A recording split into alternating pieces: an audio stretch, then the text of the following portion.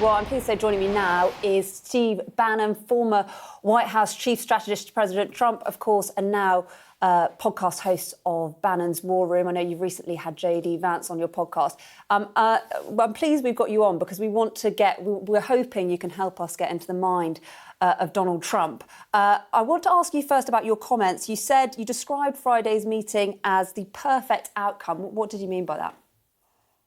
Because we got Zelenskyy out of there with a no deal and ridiculous minerals deal. Zelensky's a punk. I find offensive your chyron that Zelensky's ready to deal with the United States. I think people to the right of President Trump and people around President Trump, maybe not inside the White House, are strongly advocating absolutely no security guarantee, no minerals deal.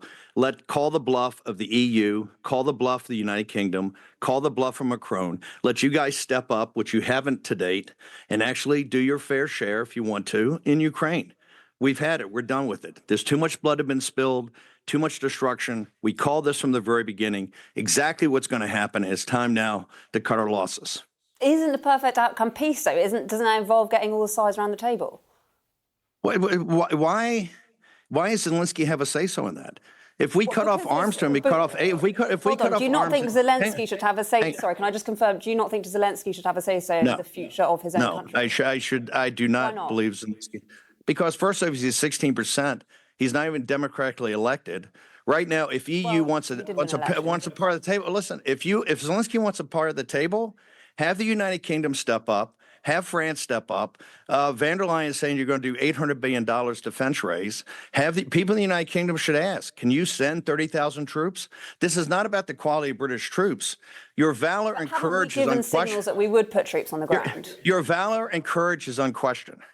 You're in financial distress right now. You're very close to having a sovereign debt crisis. You don't have the money. You're totally underwater. Your economy's not performing. And you live in this fantasy, both the Tories and the Labour Party, just like Macron, that you have unlimited resources to send to Ukraine. The Russian army in 3 years at 800,000 casualties has not taken Kharkiv, has not even gotten close to Kiev. They can't cross Poland. They can't go into Germany. You're living in a fantasy land. And somebody's got to talk some hard realities to the people of Europe of what you're actually about to take on. Zelensky is untrustworthy. He's a crook and a punk. And he showed what a punk he was in the Oval Office the other day. He should never be allowed back in. I don't think he should ever be allowed back in to the United States. I think a lot of people would disagree with you on the point that President Zelensky is a crook and a punk. There were democratic elections. I don't care if people agree with me. I don't care if people agree with me or not. I don't care if people agree. The point of principle here is that Russia invaded a sovereign country. We've sent $250 billion to Ukraine. $250 billion. President Trump says $350. $250. He says he can only account for $88 billion. We want a full investigation of where every penny went that the United States sent. And once that's done, you'll see why they're rated the third most corrupt country in the world. Not by war room. Sorry. Are you saying that if Zelensky comes back, Donald Trump shouldn't do a deal with him? If President Zelensky comes back and presents? No. Irrelevant. He had his shot. He showed what a punk he is. He had his shot. And this is not about saying thank you. Do you think President Trump agrees with you on that? Do you think he is open? I hope President Trump agrees with me on that. It's the right thing to do.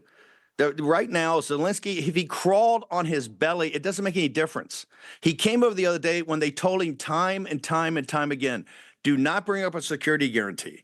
A security guarantee means a more American support of the military option and American troops, and that will never happen. The American people never stand for it. And what did he do? He went and met with globalist Democrats and Republican senators at the Hay Adams Hotel beforehand. He came in, and from the entire 40 minutes, he was disrespectful. And this has nothing to do, the American people don't need thanks.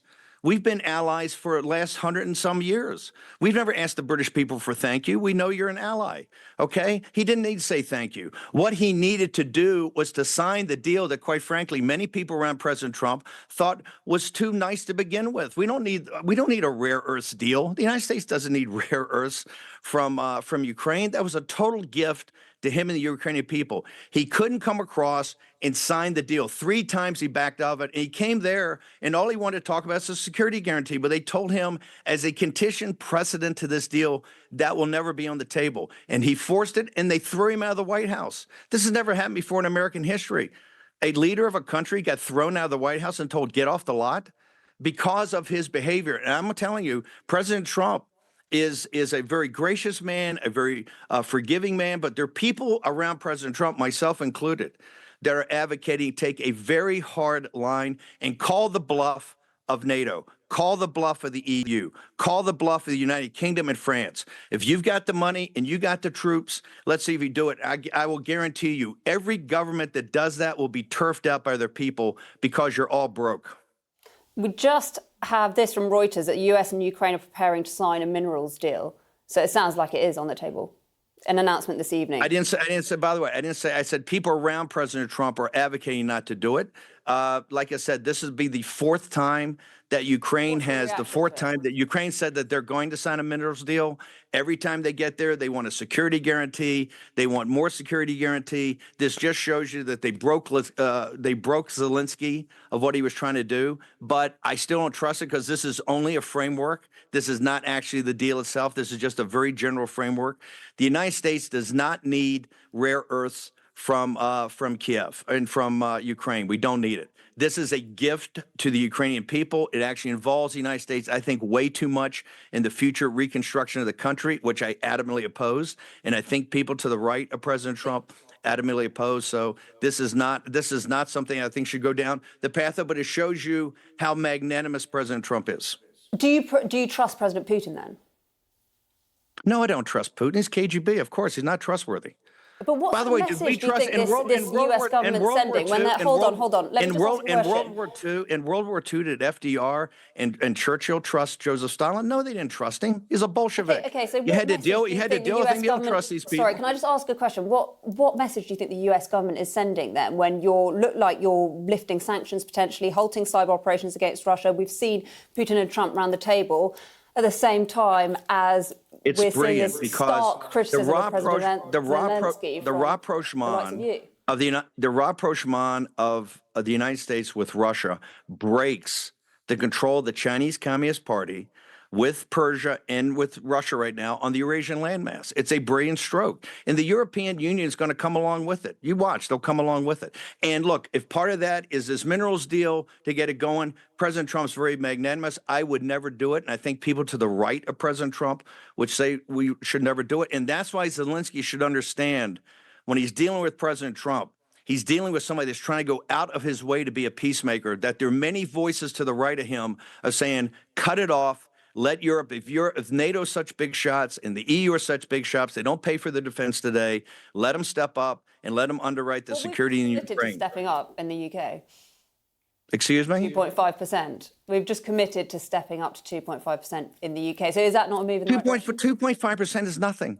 2.5% is nothing. And look at your combat capabilities. You guys are going, look, you're doing more than anybody else, but you're so far away from doing it. If you actually want to do this, we're at 3.5% of GDP. If you wanted to make up for all the years you didn't invest in what's happened to the Royal Navy and what's happened to your Army, which were the 2 greatest in the world, you have so much investment you have today, and you can't afford it.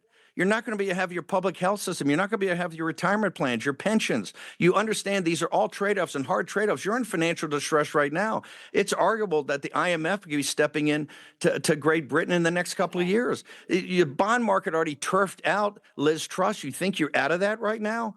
You haven't looked at what's happening to the British economy. And you have to put that in context of stepping up for a massive defense increase.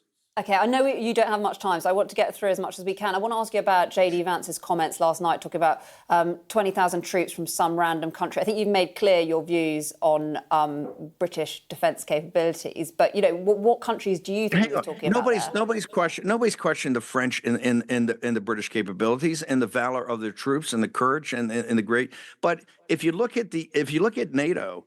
Outside of the United Kingdom. Specifically on J.D. Vance, what countries do you think he was talking about there? I think J.D. Vance has gone out of his way to be gracious. I think he's a very gracious man. I think he's done a great job as vice president. The reality is about the UK and France.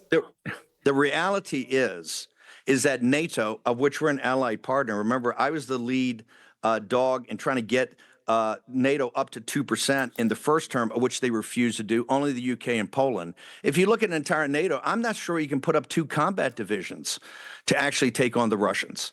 The whole of NATO has faked this for decades and decades and decades. Even your own self-imposed 2%, very few people make. And when the British do more, it's like it's tremendous. But quite frankly, the EU can't really afford this. If you want to have everything else, given how leveraged you are, given the sovereign debt crises, I don't know, that Italy and France and Germany and Spain and Portugal and Greece and maybe the United Kingdom may all face, you're not facing economic reality.